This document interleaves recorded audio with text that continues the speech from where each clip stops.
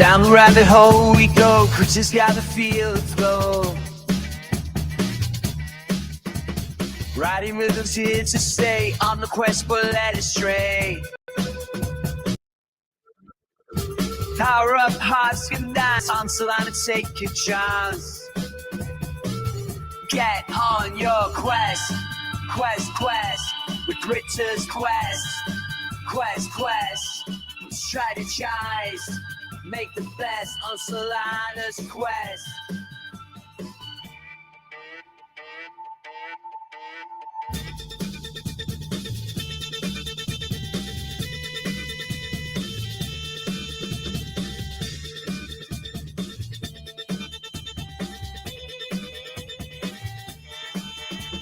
Guided by the moon's own light, that's our kind of defense we hold. Treasure secret tales are told. In a world in this decay, serpents made by hidden ways. Get on your quest, the Critters quest, strategize, make the best on Solana's quest.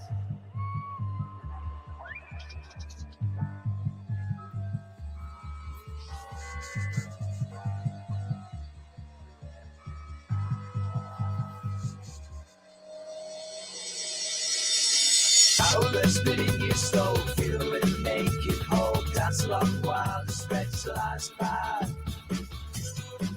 Quest it. Get on your quest, the Critters quest, strategize. What is going on today? Holy shit, what a shit show I woke up to. It is absolutely insane in this space today. What is going on, Alex? Did we lose you? No, I'm here, B. Ah, there we go. So you said we have a guest coming today. Yeah, I think there's a lot of people that want to join. How does it look without my camera on? Is it weird? Should I have my camera on? I think you're fine like that. Okay. It's easy. It allows me to pick my nose. Is it weird if I do it too? I can't. No, I don't think so. I think it looks good. All right, so dude, listen. So, dude, I woke up to this absolute shitstorm this morning saying that I max extracted the ecosystem, that I launched some token, that I rugged everybody. It's really interesting. What do you mean? I don't know. I put out a tweet for these guys. No socials, no anything. Then I did a backup tweet for them, just listing their GitHub, and somebody decided to launch a token in that name or something. Just some crazy shit went down. I have nothing. I did not launch a token, have no affiliation with a token. I will never launch a token. Never. Oh, I didn't see it. Yeah, dude, this is what's funny. It's like, dude, I worked till like 3 or 4 in the morning, and I was just having my coffee, getting ready to tune into a bunch of stuff. And I just, like sometimes you just wake up and the timeline is just out to get you. So I woke up super early to look at the final Bosu mint. And dude, did I lose you? Oh, there you go. So I woke up super early to do the final Bosu mint, and I wasn't able to do that. So that shit went super quick. I was having some difficulty figuring out, dude, Abstract, all of these individual chains, while interesting, and I'm a fan of them, the bridge, the back end, the mechanics behind making shit work seamlessly for an individual is not there yet. And the best example I have is Magic Eden Marketplace lets you trade abstract NFTs, and they have the abstract ecosystem there, but the Magic Eden wallet doesn't have that capability yet. So it's like just that little disconnect, right? Like I became a huge Magic Eden fan, a fan of the wallet, kind of moved all my shit to there. And then you get to interacting on their marketplace and it doesn't work. So I had an interesting morning. What do you got going on? Yeah, I watched the final Bosu, man. Do you know if we'll get the team on here today? Do you know if any of them is available? Okay, so I reached out to the team. I can actually send a link. I am on their list. So keep in mind, for them, they are in, I believe, España. So it is 6 or 7 hours later for them. They were up super early this morning dealing with the mint. So if we do not catch them today, we might be able to catch them tomorrow, which I think would be really cool. I'm excited about what they're bringing to the table. And I mean, absolutely. It was 750K raise. I watched the mint. We were watching it live. You had about 5 minutes. I would say about 5 minutes to mint it. And right now, it's sitting up at like 20% of what the mint price was. It was at 0.13. Right now it's sitting at point. You can instantly sell for 0.16. The lowest you can buy is 0.17. So little like 15-20% up for mint. So really successful mint. They had go ahead. I would say, like, as far as you know what, it's funny, people were just like Udi, like I hope the Bitcoin Wizards price goes up, but to have a mint for $18,000 and then have the community FUD the final Bosu mint, which was 180 if you held the Genesis or 220 on the open market. It's like that seems like a reasonable mint price to me for what they're bringing to the table. They've been around for 2 years, busting this project out. The Discord is on fire. The community is on fire. And what's interesting, I think that these guys are going to have the ability to bridge the gap for the anime culture. Meaning, I think Azuki did a lot. They brought anime to the NFT masses, but there wasn't this adoption. And Final Bosu, they've got this interesting east-west kick about all the shit they put out. And I think it is going to onboard more of the masses. And they've got some really interesting, that's why I want to get Kevin and the team on, because they have some awesome IP plays kind of woven into owning some of these assets. And one of the things that made me super stoked about him before I even got a Genesis pass was I said, hey, I'm interested in this. What can you tell me about it? He said, book a call with me. So he spent 15 minutes on the phone with me, told me what they're bringing to the ecosystem, their plans, what they've been doing, how they got here, and where they want to take this. And these guys are dreaming big. And if you want to move big stones, you have to dream big. And after speaking with Kevin, I was absolutely on board. Since then, I've also done a video call with Kaito, one of the other brothers. And dude, I'm excited for what they're going to bring. I really am. Were you an Azuki fan? Of course. Who wasn't a Azuki fan? Biggest anime NFT to come. Yeah, I mean, I heard you say people were complaining that the mint was too expensive. I'm just thinking to myself, 750K. Like not too long ago, we just gave Pixelmon like $40 million for something. You know, like I don't know how the space can ever grow if we're just going to complain and like baseless complaints. Because because I personally didn't see anyone complaining from my point of view. But you're saying people were complaining about the mint price?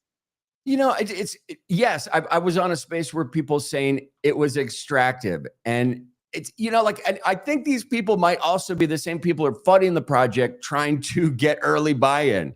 I'm a fan of this. People that can't afford a $220 mint. The people are saying it's extracting because they minted out no issue. You don't want volume to come on to chain. You don't want liquidity to come on to chain. I don't understand those people. Dude, they minted out so fast. The other thing that's really interesting, and this is what I think is going to play into some of the price movement moving forward, which is going to be interesting to watch, is the reveal. And when does the reveal come? Dude, I love the unrevealed stuff. I think it adds another level of it's another layer of gambling if you think about it. I have a couple of these. I am holding them. I'm not gonna flip them. I'm just gonna sit for the ride. I like what these guys are doing. Absolutely. Yeah, dude, I'm what's that? No, I was just gonna say, but we lost. We okay, we got her back. She's here to save the show. Yep. We got our first female on show. Welcome. What? Hi. How's it going? We're doing Thanks good. How for are you this inviting morning? me. We're first time caller, first time listener. Where are you calling in from? Canada. Nice. Ontario, yeah. Did are you in the NFT space, or are you crunching numbers with the nerds? Yeah, I do both. Meme coins, stable coins, altcoins, NFTs. You do it all. So you're a Yeah. mess. Yes. I'm a pure degen. Yeah. Okay. We'd love to. Are you an NFT nerd? Did you follow the Final Bosu mint? No, I haven't been that tuned into NFTs recently. Maybe Alex can help me find like a next mint that he thinks would be good. I'm more of a holder when it comes to NFTs. I tried trading them, but it's different. Like I came from trading on the stock market in Canada and like the TSX and the TSXV. And so meme coins and stuff are a little more my style. I don't like the idea of having to like list something for sale. And plus I get emotionally attached to NFTs. So usually buy multiple ones so I can sell ones. But All right. yeah, I lost a lot of Listen, money let on me float NFTs. this. I'm not gonna And lie. Alex, I'm going to float this out to both of you, because especially if you get emotionally attached to NFTs. And Alex, I know the way. I know that you love the way that I know that you love your pretty face. So this is what's interesting about the Final Bosu Genesis collection, right? There's only 555 of these NFTs, and if you get the NFT, you kind of put it in the Final Bosu machine. You upload your own picture, and their artist is going to do an anime version of you in that art style, and they're going to update the metadata, and it's going to be on chain. So you get your own NFT, and I think that's really interesting. And these 555 legacy passes, they're going to be woven into the IP brand and the characters that they're going to be creating future forward. So you have an opportunity to get like they might say, we want your NFT for an ad, and they're sending you cash. Like, it's really interesting. So there's a bunch of plays, and I haven't seen anybody that really does customs like this. And there's not a ton of them on the market. I think it's still a great play, especially if you like NFTs, you like what the culture brings, what it references, what it speaks about, what it means. I think it's an interesting way to get your mug on some digital art stamped by the Final Bosu team. So it is something to think about. Cool, good to know. I'll definitely look more into it. Yeah, like so we're just starting to experiment with the abstract chain. Alex is bullish on Ape Chain. I'm bullish on Solana. I'm bullish where there could be money to be made. In the Final Bosu, there was money to be made. It was 20%. The only thing I messed up with, it was 2 per wallet. So I was only able to get, like, I wasn't able to get as many as I wanted, you know? Like, and then yeah, I wasn't prepared. I wasn't ready, but I'm ready. I'm ready. I got, I should have meant to way more. Just was not prepared for abstract. And what's the next big one, Beat? Okay, and so even before that, okay, so like price action right now on the Final Bosu, the floor is at $277. Mint was $220. It's like, is this not a good buying opportunity? Like that's what I want to hear. Like, because price action is coming. If you get into the Discord and look at the reveals they've done, it's fucking stellar art. People are into it. Is this, I mean, we're $50 up off of mint price that minted out in a couple minutes. Is this a buying opportunity for you? Are you asking me? Yeah. Sorry, was that question? Yeah, either one of you guys. If it minted out in a couple minutes. So the breakdown. I would wait, not right. You would wait. I wouldn't really buy right after a mint. I find that the price is usually a lot higher. I would just like wait and watch the floor a bit. I prefer to like mint. There's some things that I do buy after secondary, but I'm someone who watches the floor a lot to see what's going on. So I just pulled up the price action on Final Bosu right now. So we saw an immediate dip. So keep in mind that some people were able to get this for $180 if you held the Genesis Pass. If you held the Genesis Pass at the time of snapshot, you were also gifted one free NFT. So some of those people may have just wanted to liquidate, pull out cash immediately. So we saw the floor go down. We saw it pump back up. Now it seems to be leveling off. What I think is awesome is we're going to see that the gamification shit we haven't seen in a while, right? With the reveal, I think it's really, I think it's a big part of how this stuff plays out. And the second thing I think is interesting is all of the sneak peeks that they have released. I like the artwork. I like all of it. So it reminds me of when I was a kid, the cartoon. Do you guys remember Speed Racer? Like the OG cartoon? I'll just take that as a possible. I have no idea. No, I do remember Speed Racer. You think the art reminds you of Speed Racer? Yeah, I do. And so I think that's what drew me to it in the beginning. So other than that, I don't know. I'm excited. On Abstract as well, things that may be of interest. On-chain Genesis Heroes. These guys are trading at $6.94 right now, up 7.9% on the day. I know they have season 2 just getting ready to start. So there's going to be price action on that. Dude, the other thing, and we talked about it a couple times, is the big coin. Okay, these miners that you buy to mine Bitcoin. Easy's back in again. A bunch of people have decided I'm jumping back in on the Ponzi scheme. And they're spending between $3,000 and $5,000 on an NFT that's a mining rig to mine this Bitcoin. I saw it at like $2. I think it peaked at like maybe a green candle hit $18 before it came down. Yet last time I looked, it was trading around $3. So maybe this bump is like, I don't know. People seem to be jumping back in on this thing. And if you can mine something when you're sleeping, I think that's really interesting, especially if people do well. But the other thing that I think is also alarming is everybody says, I'm jumping back into the Ponzi scheme. And dude, I mentioned this over the weekend, right? Monday, I think we're going to see like this gambling gamification stuff. People understand the risk and it's caveat emptor, and they're just deciding, I am going to get in on this. Even seeing the pitfalls and all of the interesting stuff on the timeline. I don't know. I don't know if there's a good time to get in or out. I don't know enough about it. I do see people talking about it on the timeline, so I think that's very interesting. Oh, and Alex, let's talk about this. So, excuse me. Over the weekend, Saturday, like I said, it was unusual that the crypto market was in the green. We saw it retrace a bit and turn red on Sunday. And you were talking about shorting Ethereum last night. Did you do that? Yeah, I shorted it.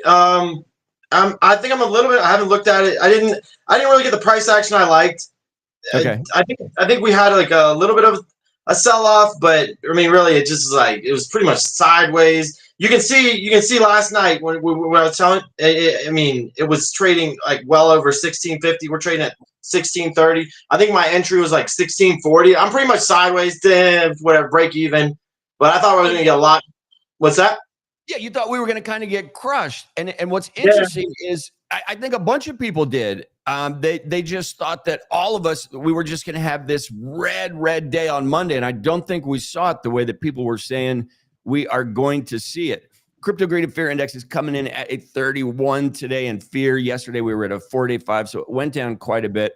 Crypto Graded Fear Index is a lagging indicator. Keep that in mind. Bitcoin and index is coming in at 62.75. It's up 0.03%. Ethereum dominance, it's struggling to stay out of that 6% zone. It's up on the day. Do we see it stay? I am still not convinced Ethereum has the staying power. Top meme coins by market capitalization. Everything is in the red except Wolf Token. I have no idea what that is. Checking in on Trump. It is at $8.02. I like this at $8. I really do. What do you? So the two things I like at the moment, Fartcoin, and I actually like Trump. I don't know why. Anyone have thoughts on that? On Trump? Yeah. Yeah, Trump's like I've said it too. You've mentioned it more, but I've said it has the most speculation out of all the meme coins. It's like you bring it up. You've said it quite a few times. Like he's like one tweet away from it just going parabolic, and that's absolutely right. So the way I would play Trump is either have a spot, or I'd do like a low leverage long on it. I wouldn't want to short that one. Melania, I would short to 0 beat. I'm not touching Melania. You still think Melania could be pumped because of Trump, right? I don't know. I think that they were launched, if not simultaneously, in the same first crypto breath that the fucking president and the first lady did. I don't think if he gives his token utility, I don't think he lets the I think he throws it's so easy to throw a bone to Melania and it fucking takes off. Keep in mind, like Melania, she's done a bunch of shit. She released Mother's Day NFTs on Solana. She's done a bunch of things in the ecosystem. So I think she is she not only does she have her own huge reach, right, which is not played into any of this. All of this is off of Trump's initiative and his talking points. But if we do get the instigator to chime in, this could go parabolic. Good. Well, what is going on today, my brother? How you living? Beat, let's go, dude. Just get my mic up. My mic was a bit quiet last time. I've been backstage, dude. I felt like you at the comedy club, dude. Waiting to get led on, dude. I was like, when's my time coming? Okay, and so listen, I apologize. So now you're more I did. Yes, so this software, it doesn't alert me when people are chiming in right away. So sometimes I'm like ranting and shit and I don't see the doorbell ring. So my apologies, brother. No, it's cool, dude. It's cool. To be fair, it gives me a little bit of time to like get up to date with the conversation in any case. I like jumping straight in. So like I'm a big fan of it, to be fair, getting that like 2 minutes. Plus I've just done 90 minutes of my own stream as well. So like, yeah, but I'm happy to be here, dude. Another Beat Show, Alex special on the Abstract Strain streaming portal and X Live, bringing the lyrical beats and the lyrical flow to the Web3.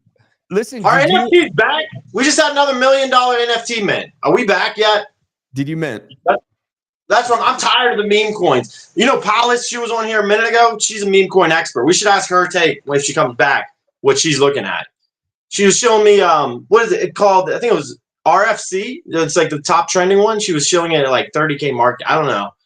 RDC. They believe in meme coins. I'm not a believer. I've just done a stream on meme coin trading, but I sort of like tried on Meteora and using LP and stuff. But yeah, RDC is what she's talking about, I think, dude. But I'm NFTs backbeat, or they just back on Abstract, or do we see this sort of like grow like virally now, and we start to see digital assets start to make a comeback? So this is what I think. I think NFTs are a part of how we move forward. You added Moon. We're going to 0, Beat. We're going to 0. Dude, in like a couple. We just lost 10 viewers. Yeah. Dude, I think in short, NFTs are going to be a part of how we move forward, whether it's your real estate, mortgage deed, your car title, art, whatever it is, NFTs are going to be in there. I think some of the blue chip art NFTs are getting really high bids right now, right? All the blue chips on Ethereum are, there's activity. People are interested in this, which means somebody smarter than me thinks some sort of bottom is in. I think that whether Ethereum goes up or down, people have decided it's irrelevant to the assets that sit on that chain. I don't think Bored Apes become invaluable if Ethereum drops to $800. I think price will adjust. It's not that. I think that one ETH is one ETH idea gets really hard to swallow at times, but I think we will level out on a cash value regardless of what ETH does. As far as the NFTs on Abstract, I just look at Abstract as this new burgeoning ecosystem, and they're trying all of the things. And if think back in your own history, right? How often have you seen a new chain launch with streaming and community and an NFT collection and a token? Like, this is mind-blowing stuff. If you guys zoom out, which I'm old as fuck, so it's easier for me to zoom out. Like, what's happening right now is magic. It's awesome. So I would love to believe that the NFTs are back in. Can we ask the audience some way? Is there a way to ask the people that are watching if they, because I think we probably are out of pocket when we're saying NFTs are back. A lot of people think meme coins are the future. I think we've had this meme coin cycles like pumped down our throats. I do think the meme coins are always going to exist. There's been far too much infrastructure created for them to just completely disappear. But I do think they're getting equal split with digital assets now, or we start to see the rise of digital assets come back. The thing is with these NFTs, and it's always been the same, Alex, is that they hate volatility in the market, and we have had the most volatile market cycle probably ever. You know, the crypto prices have not remained stable for more than like 24 hours most of the time. And assets, you know, when talking about digital commodities as opposed to currency, they hate uncertainty. You know, we ultimately then price in dollar value. And you know, we used to see NFTs like sort of track back up, track down, depending on what currency was doing. They don't even have time to get priced at the moment. So we've seen a lot of uncertainty around digital assets, and this market volatility hasn't been great for them at all, to be fair. Also, as well, I think we're starting to see more stuff get built out for them. You know, and I'm talking about Abstract Beach. You know, we've got On-Chain Heroes, Bitcoin. Even though, like, you know, we've got the Ponzi structure there. There's like sort of platforms behind these NFTs that have given them instant, like, sort of use case basically, and a reason to hold them. Whereas we've saw a lot of projects, massive numbers get minted that probably don't give that. And, you know, people are saying, why am I holding these assets? You know what I mean? And I think we need to see more of that for definitely. Dude, I like that. I like that take. I like that take a lot. Dude, the other thing I was thinking about is and I mentioned this over the weekend, right? These Ponzi schemes, these multi-level marketing schemes. I mean, it's everything is, right? And when people are talking about, let's say, Bitcoin, it being a Ponzi scheme, and people are reading on the timeline, this is a Ponzi scheme, but people are making money. I'm going to take a gamble at this. Caveat emptor, buyer beware. They're understanding the risk and deciding this roulette wheel may not land on my number, but I am going to take a spin. So what's interesting, when we saw Pump.Fund come out, I don't think it destroys the market. I think it shows us human nature at an alarming pace. We get to see, people want to fucking gamble at all costs. Whether that's healthy or not healthy, the verdict is out. And what's interesting, if you guys saw, so people say that meme coins are ridiculous, like don't fuck with them. And the inverse of that is to invest in utility coins. We just saw the Ohm token over the weekend just drop to like nothing. And if you look at the thread of arguments around that, people are saying, you know, the naysayers will say all of crypto is like that. So part of it comes in the belief that it can work. And if enough people believe it can work, can it work? I mean, Mary Kay Cosmetics, right? I see people in those pink Cadillacs all the time. Something works, whether it's a multi-level marketing scheme or not. Somebody's driving a fucking pink Cadillac. For sure, dude. I mean, I think we're just starting to see. We haven't just starting to see the start of it, dude. It's yet to come to Solana. We've saw it on Abstract. Abstract's sort of not diluted. It's a fresh chain, and like if something launches, liquidity will cipher into that launch. Whereas Solana, there's a lot of dilution between tokens, NFT projects, a lot of capital deployed across the ecosystem. So you don't get that like siphoned volume. It's in that one specific point in time, unless it's like really hyped. But I do think Solana NFTs are going to come back, dude. I think I'm starting to see some like sort of signals on Abstract that the appetite's there. And I think when it does return to Solana as well, I mean, Abstract's going to like, you know, it's going to run, but when it returns to Solana as well, I think it's going to be pretty explosive. And we saw the last cycle, dude. Yeah, I mean, memes come first, then it was like sort of NFTs. And I think we're starting to transition into the market wanting slightly more than just narrative. And so Ron, like two things. One, I think with the Solana ecosystem, I put a tweet out over the weekend. What's interesting, right? We have the high price Solana assets, like let's say Mad Lads. Then the next, which let's say they're at $6,000. The next asset would be SMB trading at like $2,000. to me, that gap right between $2,000 and $6,000 is enormous. So to me, there's this groovable lane for people to get into on Solana and bring some magic. Final Bosu, they chose to go to Abstract, and I think they have been talking with Luca Nets for a long time, and they're impressed with Luca Nets, as most people should be.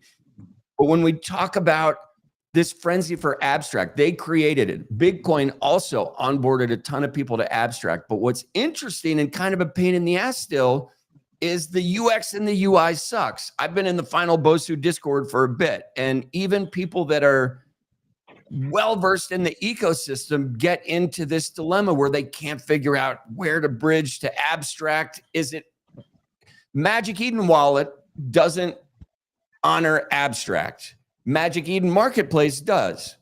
So just that little disconnection in their own product, to me, represents this friction that we're dealing with in the space. When that little friction is resolved, dude, I think it's magic will happen. Already in the last couple, let's say year, and I would say probably year and a half, the ability to create a brand new crypto wallet for onboarding with an email address is amazing. Abstract is a great example. All you need is your email address and you can get online on Abstract Chain.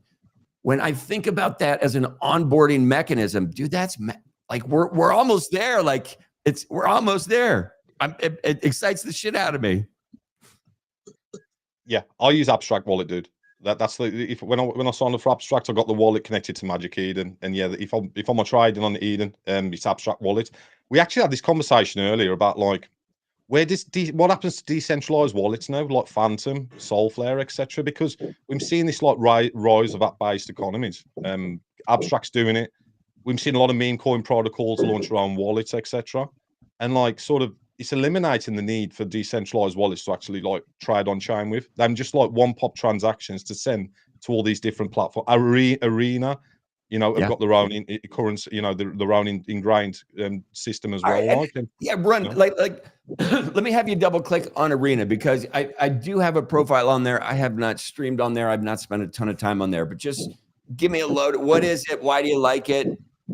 Okay, dude, I am bullish on blockchain streaming. I think, I mean, there's been basically it's monetized in many different forms. It's basically bringing streaming onto the blockchain.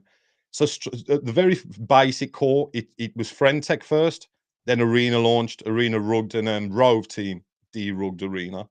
At the very basic core, you've got tickets. So you've got a private chat. Your ticket price is on a bonding curve. So one person, 2 person, 3 person. Oh, interesting. The price rises on the ticket every time. In the middle of that, as a creator, you get fees off every transaction. Somebody sells a ticket, it steps down on the bonding curve. The ticket value goes down, and then back up again. So it's basically trading on a bonding curve. From there, and let me just interject. So from a user perspective, if I'm watching streams and somebody has content, you pay to have the window open, and if you decide you want to close the window, you sell your ticket. At the moment, you people hold the tickets. They speculate on who's going to be big on Arena, and also as well, you've got the private chat area as well, where you can like talk. Yeah, that's fucking interesting, right? Dude, everything's based around AVAX and the Arena token. You know when you stream, you know the streamers on there. Here we go. This is damn. Let's go. That's the word I'm looking for. Now we got a bridge to another fucking blockchain. Okay, so this is again, I need a whole different, it's a whole new setup, right? Yeah. I mean tell people that don't know. Yeah, I mean, as well as a streamer, you've got spaces, but people are actually tipping streamers using Arena token and AVAX. People are getting like $3,000, $4,000, $5,000 a stream. Oh wow! In tips, and it's like it's at the moment the algorithm's sort of like putting you at the top as well. There's very limited streamers on there, and you sort of show up straight away. And there's a big value proposition there, as well as abstract streaming as well. Mm-hmm. You know what I mean? It's bringing Pumped.Funds bringing streaming in. It's bringing it to the blockchain, and like it's an interesting. these three platforms are super interesting to me right now. Dude, and not only are they like interesting, right? They just started. And if just because I'm older, like if like I've been trying to be more cognizant of tempering my excitement with stuff because I'm a blockchain nerd doesn't mean my friends care about it. An example is I'm a comedian in Texas. And if you try and tell a crypto joke in Texas, they look at you like you are a Martian.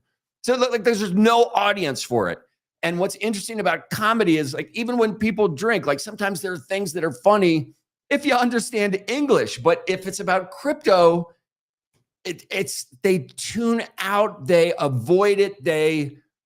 It's something that I just see. So we mentioned a bunch. The world has not had the aha moment about blockchain and crypto. And when I look at the guys who are actually putting pokers in the fire, Abstract, Arena, all of these builders who've been here for a bit, just pushing the boundaries, this foundation is going to turn into something, in my view. There's a lot of opportunity out here, and it doesn't all revolve around meme coins and NFTs. No, we're starting to build our blockchain layers on content, and it's expanding. It's really exciting. I'll tell you something yesterday, Beat. The biggest stream on Arena yesterday was somebody cooking live and earned a ton of tips, right? And he was cooking live. You should go on there with your comedy, dude, and like run a routine live on that Arena, and I reckon you kill it, bro. Dude, it's just okay. So, and is can I stream from mobile? No, I would imagine. Oh, maybe. Okay, because like here's an example. So it's Monday for me, and in Austin tonight is the Kill Tony show. So yeah, for every Monday for the last year, I go down and you try and get on the Kill Tony show, and it's a pain in the ass, and it takes like 5 hours of my night where most likely you're not going to get on. But it would be there, dude. There's 300 other comedians all trying to get on the show, and there's some fucking hilarious people in the crowd, and it would be a blast to stream some of that stuff on the Arena app as I'm walking around talking to some of these comedians. And future forward, what I'm trying to do is I would love to start trying to get some comedians onto these streams and hear what they think about crypto, and just because they don't know about it. And I think that would be really fun to pick one person a day, and can we onboard one person into this ecosystem? And comedians have a funny way of looking at shit. So I thought that might be interesting. So one of the things I'm working on. Well, I mean, with like content being put on the blockchain now, it's opening up all these possibilities, dude. You literally, your imagination is monetized at this point. Not only financially, it just exists on chain, but the fact that like we're monetizing content now through the blockchain, there's going to be multi millionaires made. They're like just as silly as like these guys have made money out of meme coins and out of NFTs in the past. Content creators are going to be the next ones that like people are going to look back on and think like, how did that guy do so well because he was early? I mean, we're day 3, 4, and 5 here on like Hump.Fun, Arena. I know Abstract's been around a while, but those two platforms specifically have, in 2-3 days in at the moment, we're so early. A lot of people, it will start catching on in like 3 or 4, 6 months time. But like, if you're early and you build a foundation there's a massive opportunity there. This is why, I love to see you guys streaming, because there's not enough great 4K content in Web3, and it's a massive growth area, massive potential, dude. It's gonna. I mean, we saw a glimpse of it with like Fred Guy, Frank, and FaZe Banks, and Adam on the Adam Ross show, etc. They did run pretty hard, but it was very short-lived. But now I think we see an organic progression of real creators coming in and doing quality content. Dude, and so let's click on that for a sec. So what do you when I look at not only the progression of the space and how quickly it's going to move, I think one of the things that is going to continue to drive it is the ingredient of artificial intelligence. And when I look at content creation moving forward, I know China's just come out with this crazy, beautiful version of this model that, I mean, I would rather look at her than any one of you. You know, like I don't care. She could just tell me anything and I'll do it. That's how beautiful it is. And it's gotten to the point that it's flawless. And it's funny, I'm an artist and a craftsman. And there was this time where you built stuff by hand and people loved it. And then let's say IKEA, which is another version of AI. IKEA comes out and all of a sudden your dining room table is a $200 dining room table and you throw it away when you move and you put it together with your wife and you don't worry about it. You don't have somebody build you an 8 to 12 foot long dining room table that takes 6 people to move. It's like I used to build tables like that and friends would come to me and say, hey, can you build me a coffee table? I was like, yeah, it's going to be probably $800 or $900. And they would say, well, it's $150 on IKEA. And I'd say, well, I would go to IKEA then. And there was this time where the handcrafted stuff almost lost value because of the stuff that IKEA was able to pump out everywhere. But then somewhere people were like, the laminate on the IKEA stuff sucks and it falls apart. I actually want a nice piece of furniture. So the appreciation for the hand stuff kind of came back. And are we going to see that with AI? Are we going to see the creators lose their jobs to artificial versions? Already, there's, what is it? It's not Bankless. There's another NLW. He's another podcaster that puts out pretty good crypto content. But he also does this segment almost every day where he's like, now I'm going to shift to the AI version of me because I don't feel like doing this. And he turns on his AI version to read 15 minutes of the podcast. It's like, that's when I turn it off. So already I found an appreciation for live interaction and AI is going to try and chip away at that. Do you think it's going to affect people's ability to produce content? No, I guess it won't, right? I mean, unless Moon, I'll answer. I think that's a great take. Like, that's exactly how I feel about it, Pete, is that AI is going to be able to like scale. It's going to scale to the root of mass exposure, basically, just like IKEA, and you're going to get that massive like dilution of quality, and people are going to start valuing human creators more again, like very quickly. It's going to sort of moon up, and then you're going to be again like the handmade table, and people are going to only want to watch human creators. And then let me just throw another quick analogy out, right? So like as a musician, so a couple things, right? Early in my career, Napster came out, and when Napster came out, touring as a musician stopped.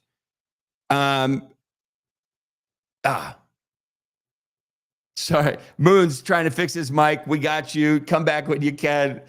We're here for it. But Ron, listen. So as a musician, right? You're a recording musician and you're on tour, and all of a sudden Napster comes out, and all of the recorded material is now being pirated and traded electronically for free. And I'm telling you, it collapsed the music industry. Metallica, those guys went to war against Napster. Napster just sold for $227 million. So as a musician, Napster came and it took job security. And I was like, oh, this is a version of AI. My next interaction as a drummer, I would be in a studio, and when drum machines started to get better, back then we were partying in Hollywood, California, and you'd be in the studio and you'd be fucked up and you were missing your cues when you're in the recording studio, and it's $1,000 an hour. And the engineer would come over and say, dude, you have to pull it together or we're going to put in a drum machine and you're not going to be on the album. And you look at him like, what are you talking about? And he's like, listen to this. And he pushes a button. And this is when drum machines just started to get better and it wasn't that electronic dance feel. He's like, this new technology is going to take your job if you don't get your shit together. And again, I was like, AI again, like this digital monster's coming for my work. Then as an artist and a craftsman, same thing. Then somewhere along my progression, right? I had a bunch of musicians that were, when rap came out and people were sampling other people's stolen tracks to make music. People said, again, that's electronics and AI making creation easier. And there was this time where people discounted all rap artists because you can't be an artist if you're singing over somebody else's background. But we learned that there is creativity that comes to the top in all of these things, which remains what makes a lot of this stuff magical. And the AI stuff, I think the people that are able to absorb it and digest it and figure out how to use it to be more creative are going to win. I don't think AI has that soul just yet. I hope it doesn't. I fucking hope it doesn't. I've said exactly this. I think people think AI is coming to like replace people, but I actually think that maybe it speeds up human evolution. You know, I think as humans, it will speed up our rate of like our evolution basically. And it's not gonna take us out the game, but it's gonna force us to be better. And we've got like more competition, so we need to level up. And it's been proven throughout history, and I think it'll be proven again. For sure, dude. I mean, people always want human connection at the end of the day, you know, especially on the content. People think it's going to wipe out content creation. I think it'll get to the point where it's so diluted with how quickly this scales and rolls out that people are going to start valuing human creators far more than like the artificial. They're valued at the moment because it's new technology. It's all very new, and it's all people are usually like curious. But as soon as we saw with the rate of expansion of those AI agents on the timeline, everybody liked them for the first week. And everybody's muting and blocking them.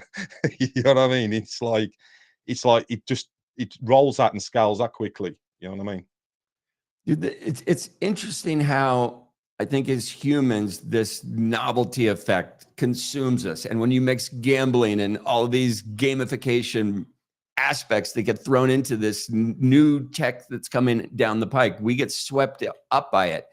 And what's interesting, right? And I did a callback to me doing stand-up comedy and trying to do comedy about crypto to a room of people in Texas. It doesn't work, right? There's this disconnection.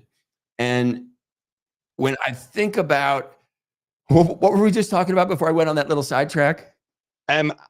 People valuing human creators and AI diluting the market. Right. So the message, I don't know. I kind of got lost in delivering a message to people is not an easy thing to do. And I think that AI, like, it's just delivering a bunch of gibberish. Like, it's not, I don't know. I totally, absolutely lost what I'm trying to say. I'm trying to crawl my way out of like a huge cavern. AI will get up to the sort of speed that we're at, and you probably will find it hard to sort of tell the difference. Maybe I think it will advance to that sort of stage, but then people are going to seek out and want proof that there's a human creator behind it, and I think there's going to be a pro-human stance, and I think that's the way the market will go. I think there'll be a premium on being a human, basically, because people ultimately do want a human connection. At the end of the day, I don't think we can go anywhere, but I do think, like I say, it's going to force us to be better creators. It's going to force us to be better at whatever we're doing. It's going to create competition, and it's going to evolve us as a species, if anything. That's it. Dude, I like that button hook on that. We got Palace back, and I'm so glad you're back because I have a question for you. Yeah, sure. Sorry, I was on my phone and I had a phone call I had to answer, so it rugged me.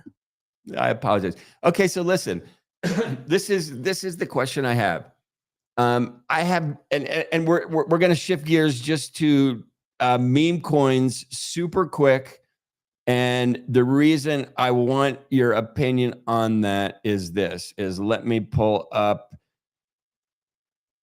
top meme coins by market cap. Okay, so we were talking earlier and we wanted your expertise. Right when we got around to speaking with you, I think you got rugged. So I like the Trump coin at $8, right? And we saw it trace down to below 7, and I didn't buy it. It ran back up to like 869. I was like, fuck, did I miss my shot? It's trading today, I don't know, in the 806. Right now it's at $8.02. So I like this coin because the instigator is the president, and he has to say one word, one tweet. He has to do one thing, and it goes parabolic. I also think about the fact that he has the ability to give that token utility. So I like it. I like the Trump token. Now, the second thing is Melania token, which everybody shits on, and I get it. I get it. But when I think about how we move forward, and I think about the possibility that Trump pumps his own coin, I don't think he lets his wife's coin just die. And as the president, it's so easy for him or the two of them to figure out a way to add utility to that token. What do you think about either the Trump or the Melania token? So I was actually not fully tuned into Twitter when that came out. I was also on vacation that week.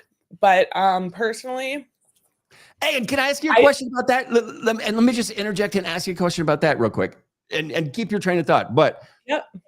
When we're tuned out of this ecosystem, even a little bit. Fucks you.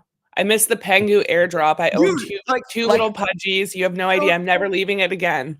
Dude, and Ron, like I was talking about this is the buttonhole. I was talking about being a comedian and having a message, and it falls on the audience, and it's dead. It's a dead face.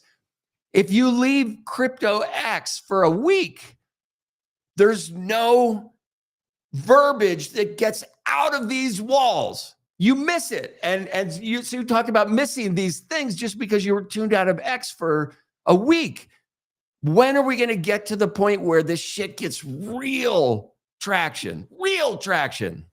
100%. All right, sorry to sidetrack on you.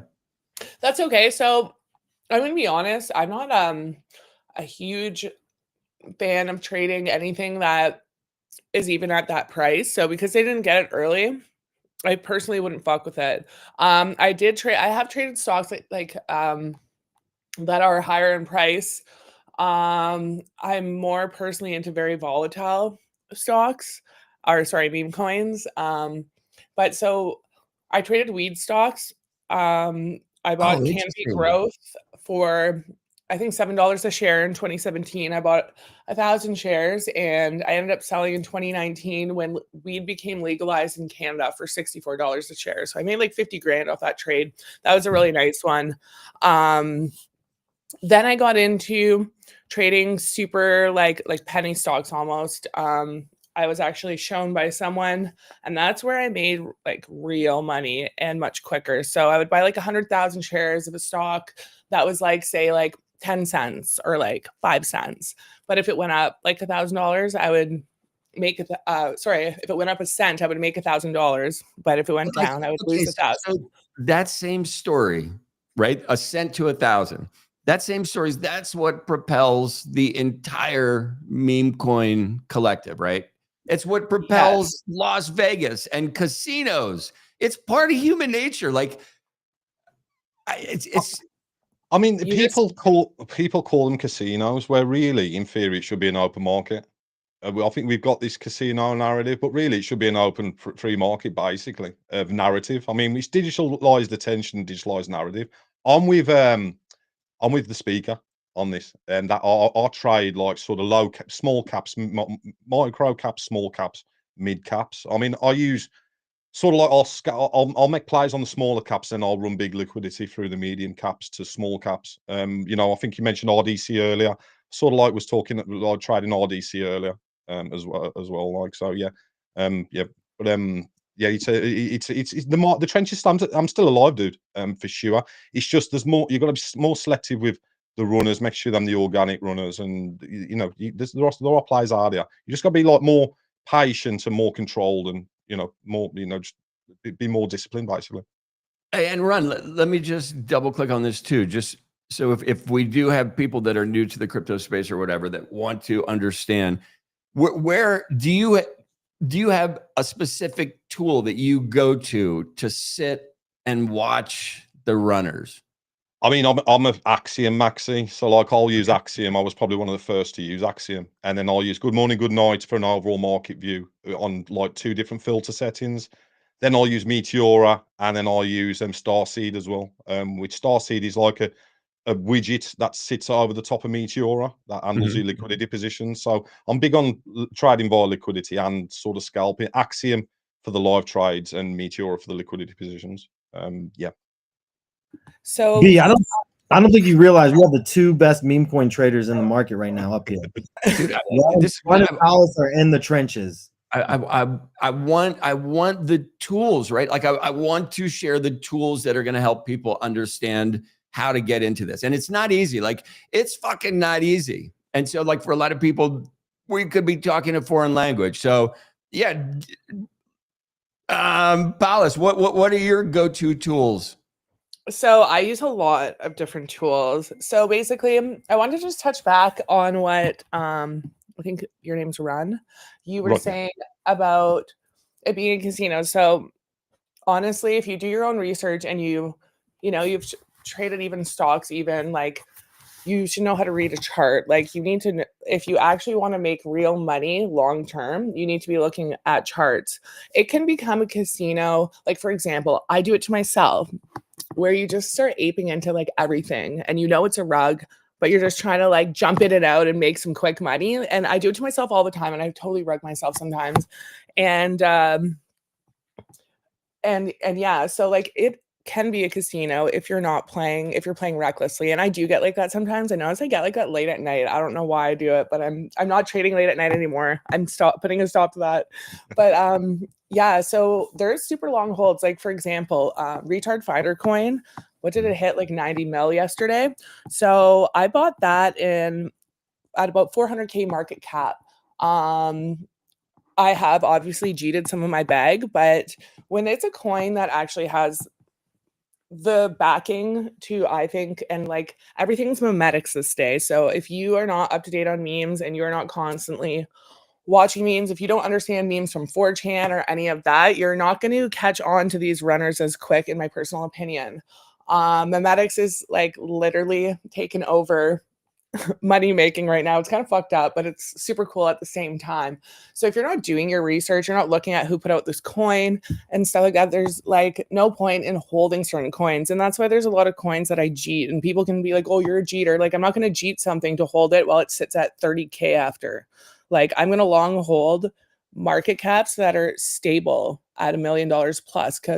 So for example, Retard Finder coin, I don't know if anyone has heard about it, but Yeah. Elon has been tweeting this account since before they ever released a coin. So every time Elon tweets it, it goes crazy. Like if you're into meme coins, turn on Elon's tweets, keep an eye on what he's tweeting, and keep an eye on Pump Fund. Like it's risky. Like all of this is 100% NFA DYOR.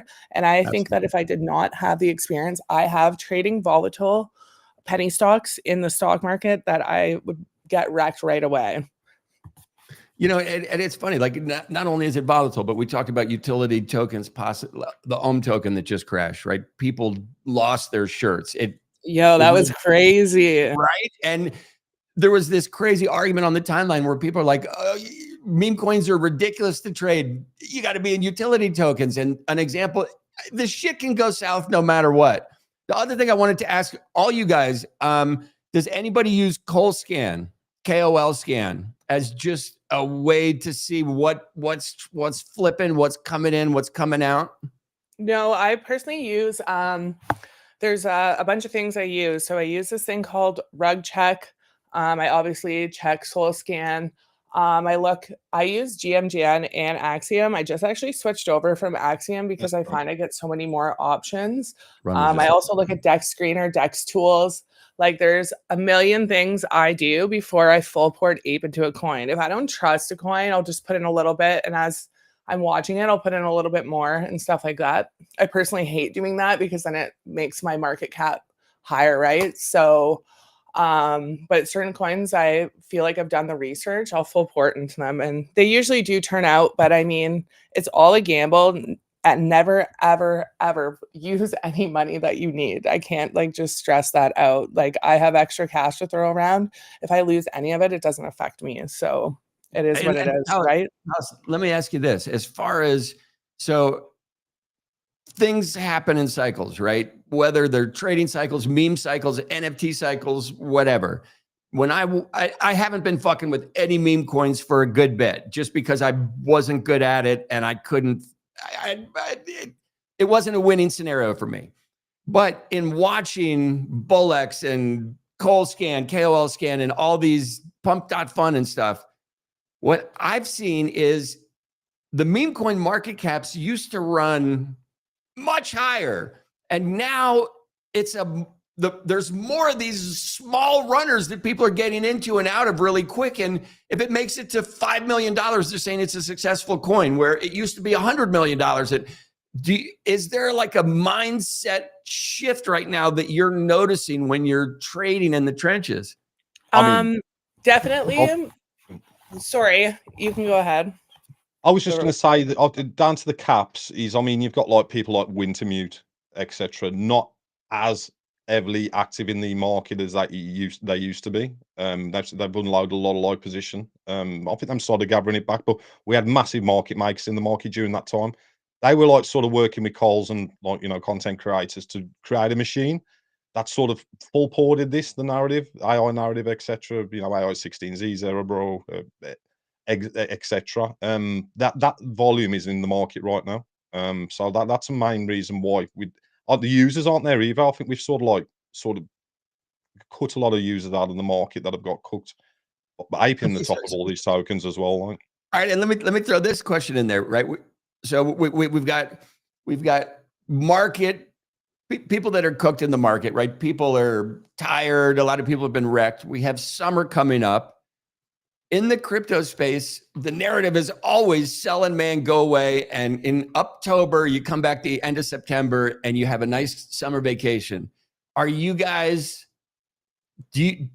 are we going to flip the cycle, right? Is the spring coiled enough with the president and all the shit happening in crypto to have it be an actual cycle that goes up? And the only reason I say that is over the weekend, I do stats every single day and have for almost 4 years now. The weekend is usually red for crypto. Saturday was green. It turned red on Sunday, but Monday was green. Like these weird things are different than the things I've been watching. So are you guys selling in May and getting the fuck out of here and coming back when it's safe season in September, or could we actually have a cycle break? Honestly, I never leave. Personally, I believe generational wealth is created in bear markets. That's where I've made my best plays, especially on long-term ones. Buying certain NFTs that are known as grails, like the summer of 2022, that bear market, people are crying about ETH and Solana and how cheap they are and how ETH went down to like $1,000. Like, why aren't you buying it? Like, it's a cycle. If you have any experience in any market, you will see that everything does bounce back within time. Like, I don't know, everyone complains or they're like, oh, fuck, it's so expensive right now. But then when it's cheap, people are complaining about the price. But what I do notice is that when we are in the green and people are like, oh, we're so back. Yeah, markets are pumping. It's like, I find that's when I get higher runners and stuff like that. So when we are in the red, I have different strategies the way I trade when I'm being serious about it and not being reckless. But I'll be very conservative. I'll get out at 30%, boom, out, because it's not even worth it sometimes to stay in anything any longer. I'm a massive scalper. I am like the active. I'll put like millions of dollars through meme coin markets, just taking 20 and 30% moves. Like literally. Then the best thing about the market caps that are in the millions, they go up and down. The ones that are stable, you can literally, if you watch the cycles, you can literally make money because you know how it's going to react again. I mean, sometimes it dips a little lower longer. Sometimes it just ends up mooning. So I play around with high market caps like that a lot, to be honest. Yeah, I mean, my biggest play this year was Jalstool, Dave Portnoy. I thought that Jalstool was probably the most obvious play this year. With sort of like that token cooking along. It's thinking I got in at like 2.6, 2.7 million. Wow. After it's like the first pump, and like literally bought, went to sleep, woke up at like 130 million the next day, like literally 10 hours later. And that's probably the best play I've made this year. That was a good day at the office beat. Wow. Good for you. Yeah. You know, and this is a couple things for people that are in this space. Like, I think it's interesting. People always want to time the market, not spend time in the market. That's the old adage. We get it. What's interesting is if you do stay in this space daily, my favorite thing is to have friends who hit it big, because it maybe means I'm close. Like if I'm in the proximity of people who are winning and crushing, like maybe some of that'll wash off on me. I don't know. It just, you got to stick in this space, and seeing emerging shit come out is, I think, dude. I think one of the biggest pitfalls I see, BT, is like people get sucked in. They get sucked in. You know, I'm in I'm not in any Telegram chats, and like, you know, I don't get sucked into the emotional side of that. I try and like watch what I absorb on the timeline, and like people, you know, they get that, they either get FOMO, or they see people doing better than them, or people are making into a token and cooking, and it can affect people's emotions. I try and take emotions off the table. Also, as well, I think it's really probably the biggest tip I can give people is there are many different types of trade. It's how you grade risk. There's like, you know, there's obvious trades out there where you could stick to trade in the top 10% of trades and make a great living. Thing is, people probably they overtrade in a lot of cases. You know what I mean? And where you got to learn to grade risks, like maybe from 1 to 10, 1 to 100 on the actual strength of that trade, and sort of trade accordingly based off how you grade the risk of that trade. Nobody does that. They treat every trade the same, and it's not. You know, there's different like sort of variance with every trade. You know, and you need to know how to like scale in and scale out of that line. Well, and you know, it's like what I'm hearing is a really interesting takeaway from two top meme coin traders is a 30% profit is a worthwhile profit. I think a ton of people have a tendency to ape into shit and just sit there and let it. They're hoping to get the 1000x. A 30% profit is a decent profit if you're just clicking buttons. Like, people need to understand that. And then back to Palace's point, like, you need to understand the cycles and how to read the charts so you know when you can re-enter and get another 30% pop. It would be awesome. Like, I didn't get, I haven't gotten any of the big inside NFT, you know, like token drops. I'd missed them all. And it's like, I have friends, boom, that was one of these tokens. I had people that got in early on that, and they're millionaires because of it. Like, it's these things. I've never gotten one of those, but you got to stick here and one day it will come. Exactly that, dude. I think there's a psyop as well in this space that like people are like berated for taking 30 and 20% scalps, because obviously these people don't want you trading like that against them. They want you holding, trying to get that 100x, that 50x. They don't want operators in the market actually like taking scalps out the market. You know what I mean? Because them telling you to hold, but them doing exactly what we're doing. Basically, they market making. They're awful for it, right? The sell shaming. I'm like, yeah, I'll take $5. I'll take the $5 and I'll do it 1,000 times. You know what I mean? Like, you are just too lazy, is what I've realized. A lot of people are lazy, or they're trying to, I don't know. They're just, you're exactly right. Like today, this Mint today, I'm hearing like, oh, it was only profitable for $50 per NFT, Alex. I'm like, yeah, but that's if you just minted one. Why did you just mint one? Like, they're so, I don't know. But Run brings up a great point of this, like, sell shaming. Like, profits is profits. Well, dude, Alex, $5 is $5. You just got to do it. To both your points, you know, it's interesting. Like, before when there was still this Ethereum Solana wall as far as NFTs, Ethereum traders would watch the Solana traders, and the Solana traders would trade NFTs for $1 profit. And we were like, that's ridiculous, but they're paying no gas fees. And we would just look at that, and they're getting rich because they're paper-handed bitches, AKA smarter than you. They're playing the game smarter and better. So I'm hearing you guys double down on this 30% and profit is profit. Like, that should play into your strategy. Quit trying to get 1,000x.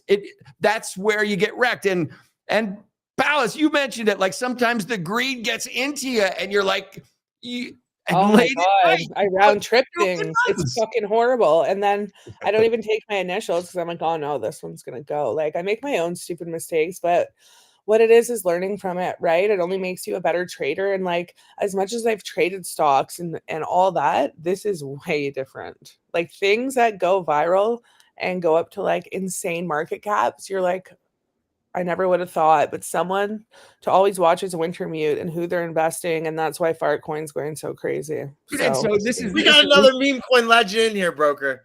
I love it. Welcome, Bobo. Yo, what's up? How's it going? Good, man. Good, man. So Wintermute is coming up consistently. Bobo, help us out here, man. How you living today? Yo, I'm living the life today. I'm just waking up right now after trading all morning in the trenches. But tell me a little bit more. I just got invited by Alex, and I'm a little bit off the hoop right now with Wintermute. Dude, we're just shooting the shit. I do a show daily. We run through some news, some charts. We're looking at meme coins, trying to figure out what's going to be a winner, a hitter, a misser. We've been talking about some tools that people use to find trades early. I think everybody's on the consensus that you have to be here every day. And then the biggest takeaway I actually got was from two brilliant traders is a 30% profit is fucking profit worth taking. Quit taking your bags to zero. So that's where I'm at. 100% agree, brother. I think one of the biggest mistakes right now is people are too greedy, so they keep chasing their 100x's instead of playing accordingly, taking profits, trimming a little bit, which helps these meme coins. And come on, we have this meme coins at 5,000 shitters where we can get a huge percentage, but I think people are just not realizing like how much percentage they have. So that also scares a lot of investors, and it's always better to have a 1% of $1 billion business than have 100% of a $100 taco shop. And Bobo, like, just let me double click on something you said early when you came in. So you said you've been bombing in the trenches, right? Just going through it. And for people that don't understand, like trading in the trenches, right? And sitting and doing this, it doesn't mean you're placing a trade and walking away from your screen. It means you're actively sitting down for 10, 12 hours and you're watching the motion of the market before, like you're invested, right? 100%. 100%, especially with these new creation meme coins where they're like 1 day, 2 days old, or 3 days old. You cannot get your eyes. Look at this. Look at the amount of screens I have over there.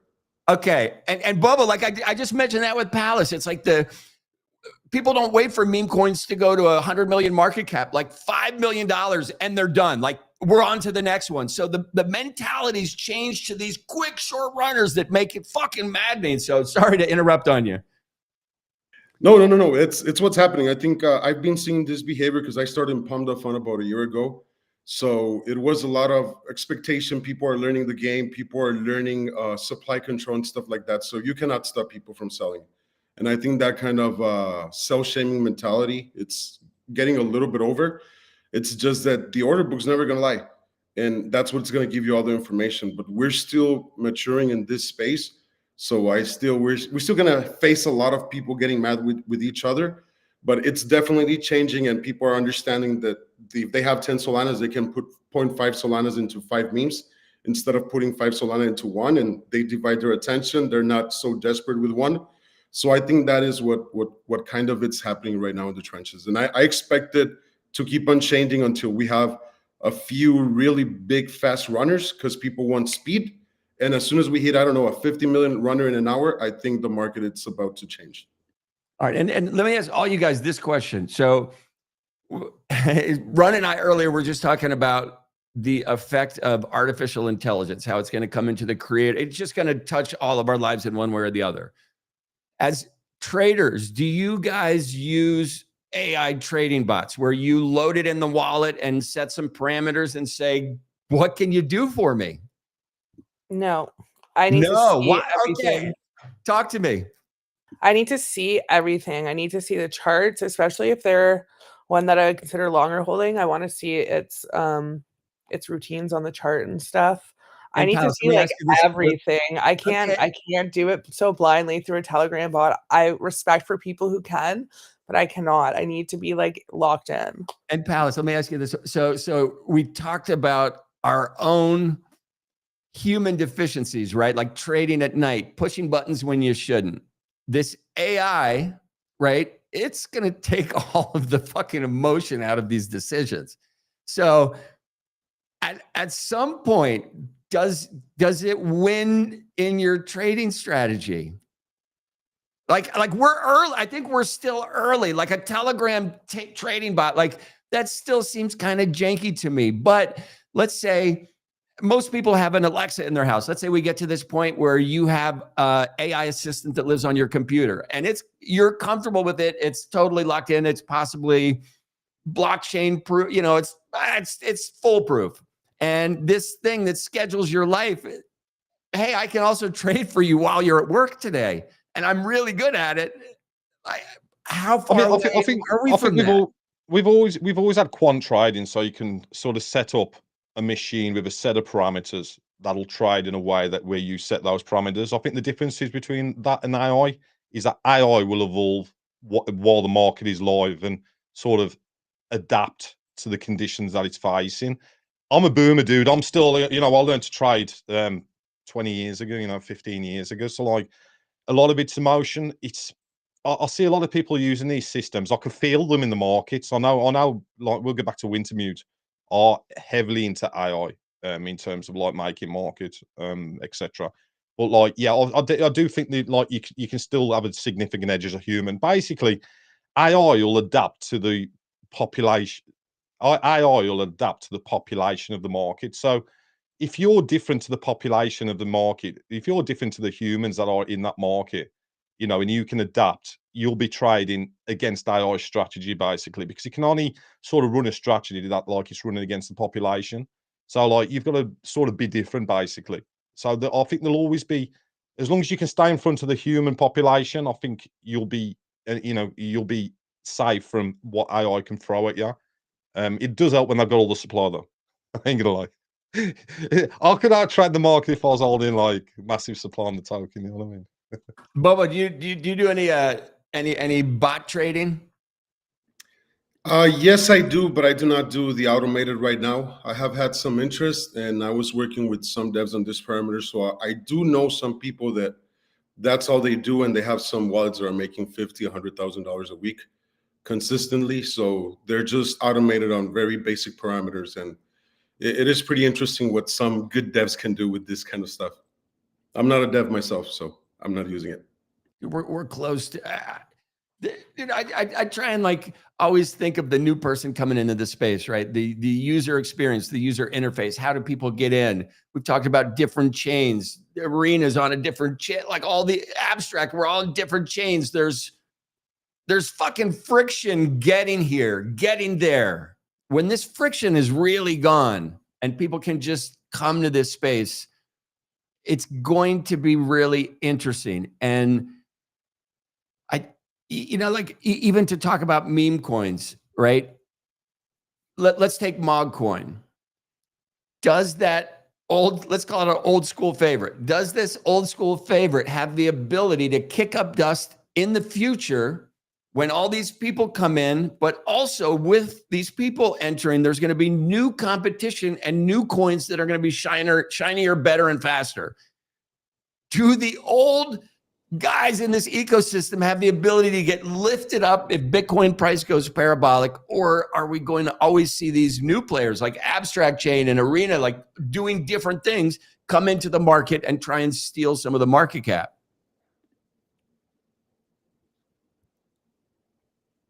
That was a really long question, wasn't it? I mean, I can talk. I can jump in. I'm just trying to let everybody else talk, because like, I can talk on the microphone, bro. Personally, dude, I don't think any of these are coming back. The early, the mogs, the used cars, etc., aren't really piquing my interest. Even like the AI 16Zs, Zerobro, etc. I think if those devs actually wanted to attach a product to a meme coin, I think they'd just launch a new meme coin now. I just get back and run it again. You know what I mean? I'm more interested in like what the narrative is tomorrow, what the narrative is that I'm coming, what's going to take attention, because it's 100% digitalized attention. And these, I'm going to find it very, even like the dog with hats and these tokens, I'm going to find it so, the Popcats of the world, etc. I don't know if they come back. I think there's going to be like, it's going to be it's an evolving market of attention. New participants are going to want new brands. And Ron, I love that. And I got one comment, and then I'm going to throw it to you, Bobo. Dude, we talked about the instigator, right? I mentioned Trump and Melania just being this possibility for shit to go parabolic. When I think about Dog with Hat, I know that Ansem still has a wallet with the funds to get Dog with Hat on the Vegas Sphere. Now let's say we roll into, I don't know, the holiday season, winter time, you know, like at some event, if we see Dog with Hat on the Vegas Sphere, like, is that enough to just set this shit parabolic? Now, when we think about like Mudang or Peanut, right? Peanut's dead. He's not coming back. That's never going to be revived. I think about Mudang the hippo. Mudang was fucking a cute baby hippo. It's going to be an enormous, fat, ugly hippo in a minute. And that token's dead. But like Dog with Hat, I still like, I don't know. There's a couple things. So people are saying that Fwog is getting ready to come back, right? That artist was hired by Yuga Labs. Like, there's pokers in the fire. They're all just waiting for the right spark to kick it off. And I don't know if the new shit's going to fucking be too bright for us to see the old sparks. Bobo, jump in.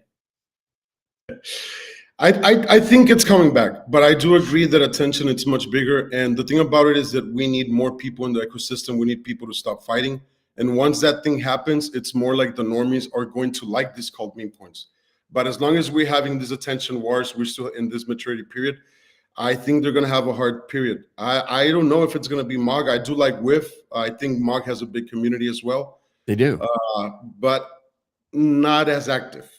So it's more like financial interest and stuff like that. So I think it's social participation, which is going to bring back those giants. And as long as they see social validation, social participation, they see a few people talking about a meme coin getting 50, 100 likes. I do think in the near future, there is going to be very few of them that are going to come back. But I do agree that the money is in the new attention. That's something that it's never going to end. And there's always a runner. There's going to be a daily one. Yeah, somebody's always going to steal that thunder. I think they constantly do. You guys, like, I got to go do a bunch of comedy stuff this evening, so we got to wrap this show. But we are doing it every day at 3 o'clock. If you guys want to come back, I would love to have you. Love to talk more about what you're doing, how you're making money, how you can help people. So if you guys are interested, feel free to come back. Everybody, stay tuned. A future sensation, Jay. I'm about to drop some